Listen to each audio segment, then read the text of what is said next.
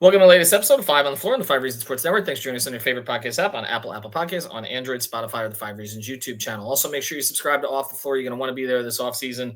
We got 10 channels. One is draft, one is transactions. Those are going to be the busiest ones. So check it out. Link right here in the description, and you can bypass the Apple upcharge. Also, check out Prize Picks. That's our fantasy sponsor. Use the code 5, F-I-V-E. This is not a trick. Just put down the $5, play it, you get 50. That's how this works. PrizePicks.com, legal in the state of Florida. And you get it at the Apple Store or at the Google Play Store, depending on which phone you use. And again, use the code 5, F-I-V-E. You can play up to 6 players together and play across the sports spectrum. So go to PrizePicks, use the code 5. And now, today's episode.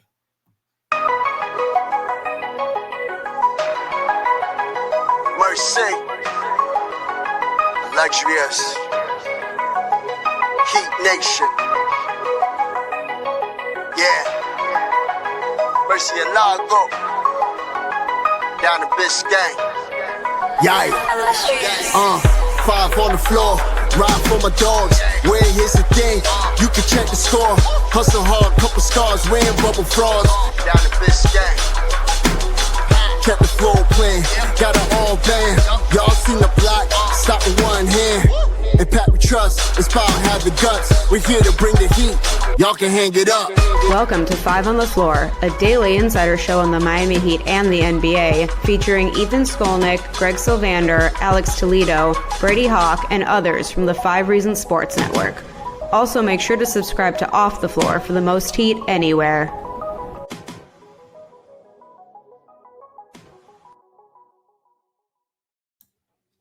All right, welcome back to Five on the Floor. Here's today's floor plan of Ethan Skolnick. You can follow me at Ethan J. Skolnick on 5 Reasons Sports. I got Greg Sylvander. You can follow him at Greg Sylvander. I want to say that you should listen to the previous episode, but we had a little trouble getting it on Apple Podcasts. Not on our end. They're having some trouble loading up some podcasts. So we do recommend that you also subscribe to us on Spotify. That's what we recommend to people who use Android anyway.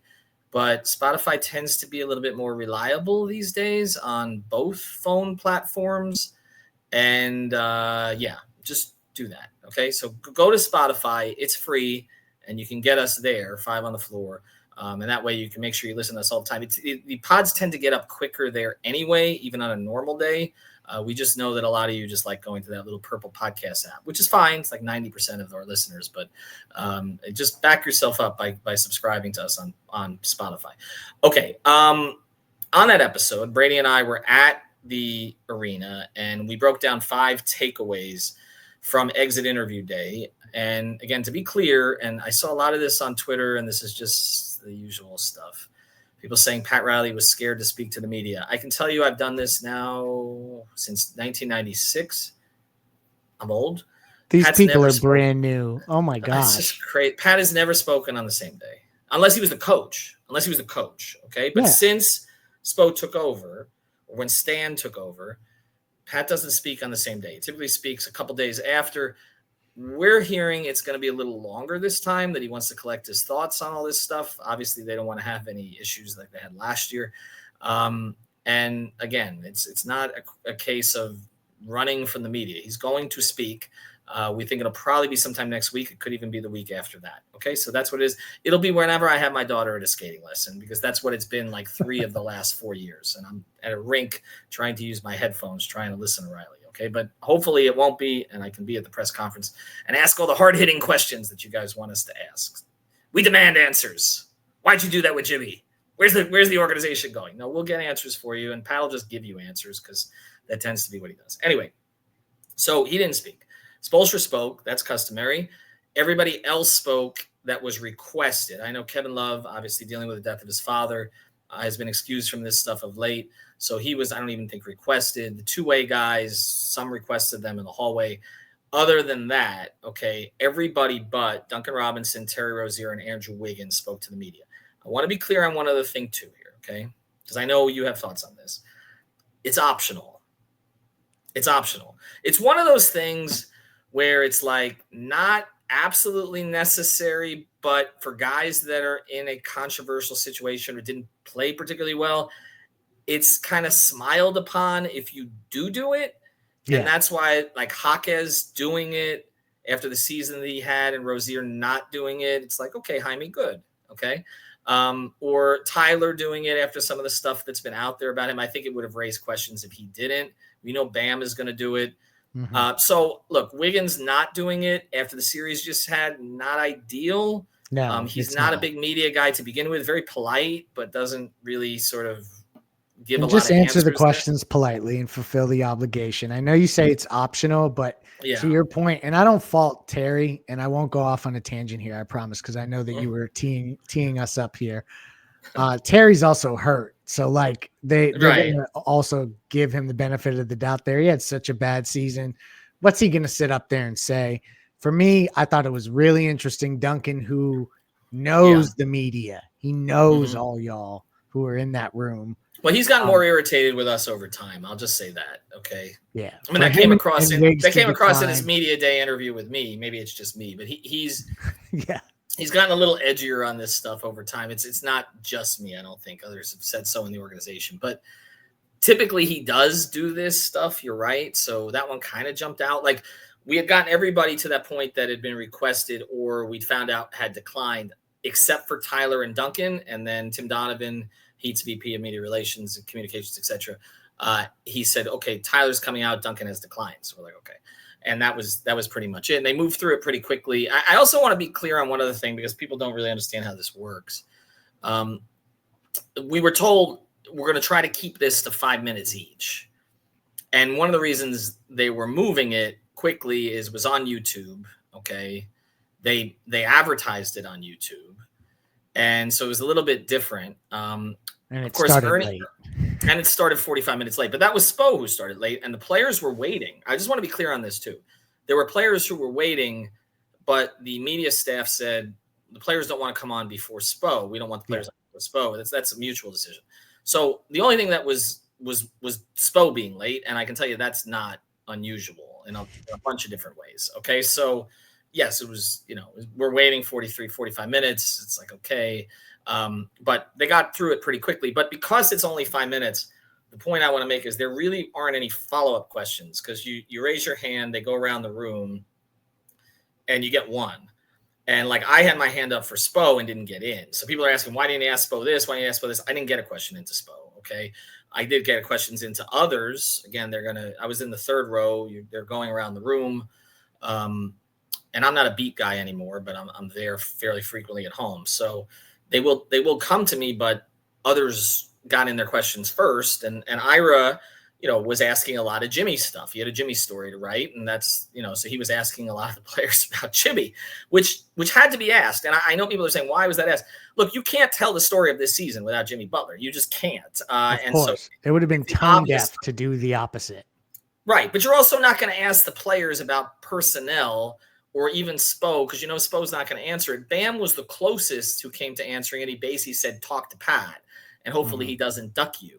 So this is backstory I didn't get into on the pod with Brady, but I do want to explain to people, it's not, everybody's like, well, why aren't you demanding answers? Like, Jaime, why don't you make this trade? No, you can't do that. You're asking them about what's going on with them, and the obvious questions like to Davion Mitchell is, do you want to be here? And, he gave the answer, I'm going to wait to talk to my agent. But indicated he wanted to be here. Alec Burks said he wanted to be here. What does Jaime have to improve? Is he disappointed about his season? Jovic spoke to his own. Nico's so hard on himself. You don't have to do it. Like, he's just spoke to his own inconsistency. What do you want to get better at? I asked him about his, strength training and all that. Like, that's what this is really for. The real answers are given behind the scenes, off the record. That's how this has always worked. And especially when it's live on YouTube, like, you're not going to get a whole lot of honesty. It's basically a Miami Heat production, but it's also not what Ernie the man, Jimmy's lackey, said, where he said that our questions are pre-screened. I can tell you, okay, and I called it bullshit on Twitter. I've been doing this since 96, okay? They've never told me what to ask, okay? Maybe I don't always ask the best question, although I tend to get one of the better answers out of Pat every year, okay? But they've never, ever, ever told me what to ask or anything like that. They will sometimes during a controversy say Spo doesn't want to address this, keep the questions this. There is a little of that. I will acknowledge that. None of that went on today. There was no waving off of questions. We were allowed to ask what we wanted. And I say today, you may be listening to this the next day. But That's all it was. We came in with questions. Everybody came in with certain storylines. You're engaging with the players. You get what information you can. Was it productive? I guess. And that's kind of where it's at. Anyway, should we go to your thoughts on it now? Because I've taken up 10 minutes trying to explain process. What jumped out to you? What was the biggest thing that jumped out to you of everything that was said? That collectively as a team, they cannot wait for this season to be over with. Everybody collectively, like that was the vibe. And so like, if you want the overarching takeaway, that's what that was, as I saw in everybody's responses, although there was some good stuff. And I thought that, to your point, you're not going to get the real super honest stuff, but there were a couple guys that went in that direction. Like Kyle Anderson saying that, the minute that Garland is out, that like messed up the way that the Heat could attack Cleveland. Yeah. That was pretty honest. Like, I like that kind of stuff. I thought that Bam said some things about having to navigate through the tough times. Spoelstra did as well, but they're never going to veer too far away from like, kind of the stat quo, get through the interview kind of stuff. So for me, it was abundantly clear that this is a season that all of these guys, for different reasons, because Tyler had a great year. And I felt like throughout the Jimmy drama, Tyler was kind of able to coast a little bit because his season was going so well, even though he talked about the difference in his role, which I think was interesting, because for him to say like he was off ball initially and then had to be back on ball. Initially, like they were really leaning into the guards, and I know his shot diet changed a ton, but Jimmy said he was stuck in the corner. So it was just, It seemed conflicted there. But overarchingly, my main thing, and we can get into some of the nitty gritty details, is that these guys really need a summer away. Spoelstra needs a summer away. And I'm glad to hear that Pat won't speak immediately. He never speaks on the same day, but I'm glad he's not speaking immediately, because I think everybody should be measured in their takes. But there's no doubt that it's not working. And I think that nobody said that out loud today, but I think that it's abundantly clear that they know that like they're not good enough. I still come back to this comment that Spo keeps making. He made it again today. He made it after they lost game 4 by 55 points. That they were irrational in their thinking. I didn't like that at first, but I like that he's acknowledging it. I will say, self-aware. That's true. I think the fans ultimately will come to like that comment, because like this idea of sort of beating your head against a brick wall, irritates some fans. Now, there were players, Bam even said that he liked the approach of, we're going to try to push through this thing. Okay. And that is how he's conditioned. I mean, he's a Heat guy in that regard. And yes, that is what they're going to do to try to compete. Now, when you saw that series, that was not competition. I mean, other than game 2, some of game 2 was competition. The Kyle Anderson comment was hysterical to me, only in the context of they just beat you by, 92 points in the last 2 games of the series. Like, okay, I mean, taking a shot at the metrics back him up. No, he's right. He's right. And he's a bright guy, and I like hearing from him, but it's kind of like he just, those one of the biggest. You lost by 55 in NBA history. That's why when Spoelstra talked a little bit about like that, they felt like there were points throughout the year that they got to places defensively where he felt like that they were imposing and physically imposing against other groups. Like part of as he's going through that, and I know he's just getting through the questions, and like part of that is being a professional and being able to engage and articulate what you're going to say and be consistent in what you say. But there's a part of it that's like, cut the shit, man. Like you just got your ass kicked by 55. Like it's okay sometimes to say we had no answers. And he kind of acknowledged that too, though. Yeah. So I did think that it just, again, I'll repeat, everybody probably needs a break, and we'll see what the team comes back. Cause I don't like that Wiggins didn't talk. I'll say that one more time. Yeah. I mean, it's posing a little bit of a tripwire here though, because he can't say I didn't have enough. I mean, it's just first thing, you can't say that publicly about your players, but second, like, because it sounds like excuses. And he said, we're an organization that doesn't make excuses. But additionally, first, it's going to put pressure on certain guys that he doesn't want to put pressure on. Mm-hmm. but also he's not in charge of that. Like that's the thing. He can have a say. He can go up to the office afterwards after praising guys and say, you got to give me more freaking help. I mean, that's within his rights with his contract that he has to do that. He kind of acknowledged he didn't sort of get a grip on the team until the last 6 weeks of the season. He sort of said the season started them. I'll say this about him today or yesterday, by the time you're listening yesterday. He just seemed more sort of stern and serious than I'm accustomed to. I mean, I've known him or been around him since he was 26 years old. So we're talking about almost 30 years. And I don't know that I've ever seen him quite like that in that public setting. He just seemed drawn and exhausted by the whole process. Like it was hard for him to even sort of fake the enthusiasm of what they just went through. Right. You're saying it's so much better than me. Yes. That's what I felt too. Yeah. It's just like him saying that they all got fired up for the challenge as they were having to figure that out. Like, I appreciate that he mentally actually approaches life like that. Like that's what makes him and sets him apart from everyone else, including me. But it also, like, there's a little bit where you're like, come on, man, like this was a rough one. Well, that's the thing. You can't piss on our legs and tell us it's raining, right? Like at a certain point. And it is what he's kind of good at that. But this season it was hard. And so I'm glad that he at least acknowledged, he didn't deflect on the Jimmy stuff today. No. He's never going to talk about how much it hurt him personally. I mean, he said it was a great 5-year run. Okay. And I go back to the question I asked him at this presser last year, which was managing an aging star. I asked him this flat out, and this one went viral because I asked him about Dwayne and what he learned from that. And he talked about his relationship with Jimmy. And I just kept going back to that clip this year because it pretty much telegraphed the whole season. Like they did not have a handle on him. Like he maybe thought he did. He thought he had a working relationship, a friendship with him that would transcend the financial and the pettiness that would come up, but he didn't because Jimmy threw him under the bus, and he did it publicly. And he did it even though Jimmy's agent constantly praised Spo, and supposedly Spo was the best coach he'd ever played for and all of that stuff. And that is where I flipped. I mean, we talked about it way back in January when he threw Spoelstra under the bus. I was like, okay, I'm out on Jimmy. And on the court.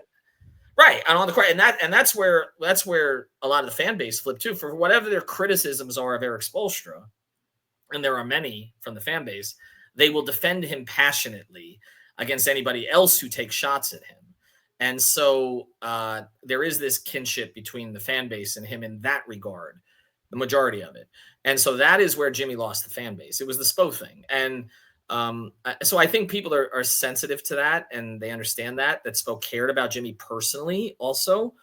And it was a personal affront what Jimmy did. I'll always believe that. Nobody's ever going to talk me out of that. Not Ernie the man, not Bernie, nobody else. It was what he did to Spo was not right. And he did it because basically he thought Spo was messing with his money. I mean, that's essentially what that was about Roll. And to have Tyler come out and say flat out, okay, that he was planning to play more off the ball. And yet I had people around Jimmy telling me that Jimmy was pissed on the first day of training camp that he was standing in the corner.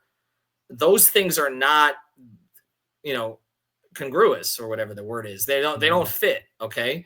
And I'm glad that Tyler made that point today. Now, were they leaning into more 3-point shooting, threes and layups? Yes. And did that involve Tyler and Rozier more? Yes. Was it a mistake, as it turned out, to involve Rozier in anything? Yes. Okay. But I just, the overall thing is like the way that Jimmy kind of characterized it on the way out the door. First thing, I don't think was accurate. And I also don't think it was fair. And so I think Spo had the right today to at least reflect on his feelings to a certain degree. And he did, without making it seem like there were excuses. He doesn't need to make excuses. We know how hard that was. You have an employee who's literally quitting your most important employee is quitting on everybody else. Like that is not going to be an easy situation to manage. And there was a lot of praise given to Spo today for the way that he managed it, actually. By the way, I think as we're speaking here, the podcast finally landed from yesterday. So you'll be able to listen to Brady and my thoughts. All right, let's get a sponsor, and then we'll get your sort of final thoughts on this.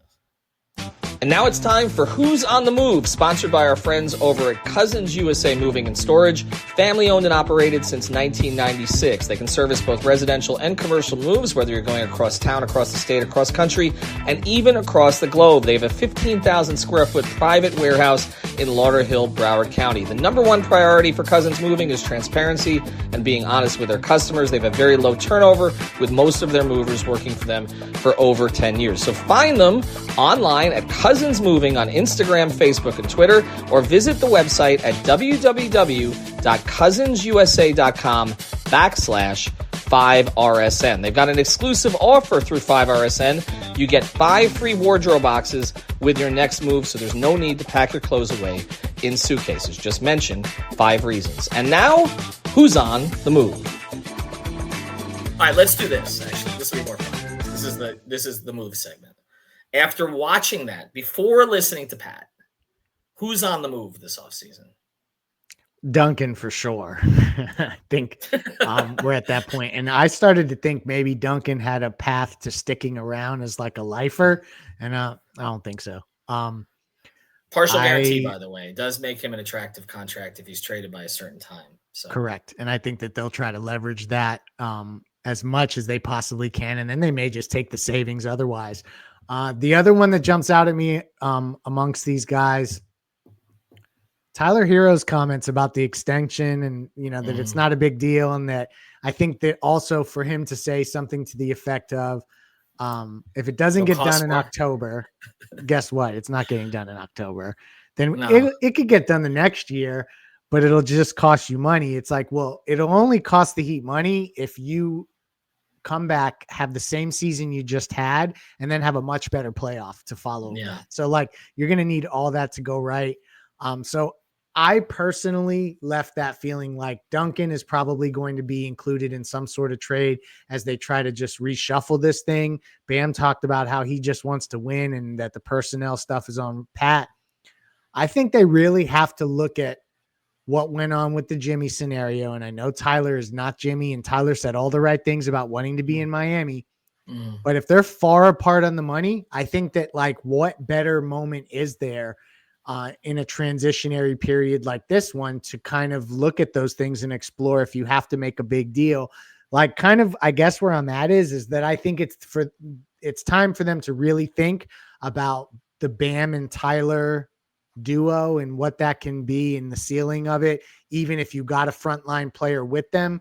And you're not trading Bam at this point. So that means I think you got to think about Tyler. And I know I'm jumping to a really big place just off of postseason pressers, and it'll probably look ridiculous, but that's kind of like what sinks into me is that this extension stuff, I maybe the Jimmy thing leaves a bad taste in my mouth, but to go through it again, I don't know if I'm up for that. Well, I made the point on the pod with Brady that the one good thing here was Tyler made it clear he's not going to pull a Jimmy. Not that he has the cachet that Jimmy had to do that, nor the attitude, but he made it clear, like, okay, if it doesn't get done by October, it doesn't get done by October. So he's not going to like stage a sit-in on the court like Jimmy did. That's good. But the part about saying it's going to cost you more the next year, yes, okay, you can say, well, that's good because then he's going to have a great season and great playoffs if they even get to the playoffs to prove that, okay? But it also means that he's planning on getting every dollar. Like because if he's saying it's going to cost you more, the reason it would cost you more the year after is because more can be offered the year after based on the CBA. So he's intending to basically ask for every dollar then. Now, at that point, there'll be a little bit more, space under the aprons and all that kind of stuff. But again, in the 26 offseason, where the Heat are beginning looking to do things, are they going to want to give a guy that much, which is even more than they could offer him this time around, which again is why I'm out of the Tyler Hero trade prediction business because of what I did 3 years ago. Yeah. But I do think that they'll at least dabble in it. I'm not going to predict he's going to be traded, but I think you get a gauge on what he's looking for now. Mm-hmm. And they're not going to offer the full. I just don't see, I don't have any information on that. I just want to be clear on that, but I'm just talking about if you look at the patterns of where this thing is going and the 1 of playoffs 10 that in he game had, 4. no, they're not going to offer him all of it. I didn't even think so before that, but definitely not. Okay. But they'll offer him something healthy, I believe, to have a conversation because he's worth something healthy. Yeah. And then if he says, no way, okay, and we'll table this, then they'll either decide, okay, well, then we're going to lose him next year because we're not going to do it next year at that number that he's looking for. And so maybe they do make the move now. So I think that gives some clarity. I guess the other one to talk about, well, I mean, there were the young guys. I mean, Jovic, Jaquez did a good job. That's a tough day to sit down and talk about what he went through. And I thought that he answered the questions well and seemed like a guy, if there was ever going to be somebody who mentally could figure it out, he seemed like that guy. And obviously we're not going to take one presser, but also just, with the many conversations I've heard from him, but today specifically, I thought he did well. I thought he did too. He's not a guy who loves dealing with the media generally. He's polite, but he doesn't tend to say a ton publicly. And I did think he was very accountable today. Jovic is always accountable. He just is. Ware doesn't say a lot, but I think they're going to coach him not to say certain at a certain point, but that does happen, by the way. The coaching on that side happens. The coaching of our questions does not happen. I want to be clear about that. But as far as Ware goes and those guys go, I think Ware's only gone if it's for something big. Okay. Yeah. I think Jovic still has some value around the league, but I don't think an extension offer is coming now. So it's a question of what can he prove it. I think Jaquez has negative value now. I think his value has to be restored. So that plays into all this. The other guy I liked hearing from today, because I think we're going to hear a lot more from him next year, is Larson. I feel like Pella's going to have a bigger role next year. I think he handled most of what they gave him this season. There's a skill set there. There's a toughness that they can work with. I think he's a guy you could throw into a trade, but I think he's probably a guy you can keep out of a trade because he hasn't shown enough now. And then he fills a role and they can play him heavy minutes. I think that's where his trajectory is at this current moment. Yeah, I don't think he has star potential, but I think he has rotation potential. And then, which from a second-round pick is what you're looking for. And then I think it's pretty clear that Burks can be back if he wants to be on a minimum. Great. Especially if Duncan's leaving. If Duncan's being traded, then you keep Burks as a guy that you can count on. How do you think, let's finish with this. How do you think the Davion thing plays out? I think that they offer him a pretty I think they value Davion and they like what he brings. And I think that as they look forward to what it will take to figure out a team, let's just say that they are going to continue to build around Tyler and they're going to build around Bam at this moment. I think Davion is the kind of guy you need around them. I think that they'll come to an agreement pretty quickly. But I would also say that, if he, they may ask him to go get an offer, but I think that they're going to be like, for instance, I remember they offered Gabe Vincent a contract. You'll probably remember the number. I don't quite remember it. And Gabe felt like when he got that, like his stomach dropped and he was like, oh, this sucks. Like, this is not what I was expecting. Yeah, Gabe's agents called it a low ball. And he said he kind of expected a low ball. I don't think they're going to low ball Davion. I don't get that vibe. But I don't think they're obviously going to pay him whatever the 6th man of the year gets, Peyton Pritchard or whoever else, like the top point guards, it'll be a little bit below that. But I think they'll come to an agreement. I felt good about him coming back and he said all the right things. I didn't expect him to do otherwise, obviously, with his money on the line coming up here this summer. Yeah, I really like him. The fans, when Brady put up a clip from him from this day, I've never seen a fan base so united about bringing a player back. It's like, don't fumble 100%. This, don't screw it up. Like they love him. Now, if the number starts to get too high, there might be a different conversation, but I really don't think it will. And I don't think they'll quote unquote lowball. And by the way, they did up their Gabe offer as it went, but by then he had the prospect to go back to Southern California. And it was like an issue of they were offering, I believe, 1 more year with a little more money, but per year, the Laker offer was still higher. If I'm wrong about that, somebody correct me, but I think that was the case. Oh, that sounds Gabe right. Gabe would have been better off staying put with what they offered, honestly. But, and then he had the injuries afterwards. But I think they'll make a very reasonable offer to Davion. And then it's a question of, is there some team out there that thinks that he can be as effective for them as he was for the Heat? And I do think this is where – and we've never really done this pod, but we planned it, so we should do it. The majority of guys that thrive in the Heat system and the Heat let go do not thrive elsewhere. Strus is like the one exception. Derek Jones Jr. people are mentioning, but it took a couple teams. Typically, it plays out more like Gabe has until now, or Kendrick Nunn, or Marty Magruder, or any of these other guys. And the league, right, Caleb, and the league knows this. The league knows this. So I think they may look at him and say, you know what, that's a Heat guy. Like, we're not going to, he may be better than he looked in Toronto and Sacramento, but he's probably not going to look like he looked in a Heat uniform for us. And I just don't think there are a lot of teams that are going to view him as a starting point guard. So what are you going to pay him as a backup? I think the Heat would be more likely. Yeah. He's more valuable to them and what they he's like more valuable. He's perfect. Yeah. Yeah, he's perfect. So anyway, those are some of our additional thoughts. Hopefully that other podcast is up by now. With plenty of content. We got some stuff to do before Pat talks, and then we'll probably do 2 weeks of podcasts on that. That'll get us through the end of May. So anyway, thanks to our sponsors, cousinsusa.com/5RSN and Prize Picks. Use the code FIV. Thank you for listening to the 5 on the Floor on the 5 Reasons Sports Network. After all, someone needs to listen to my dad.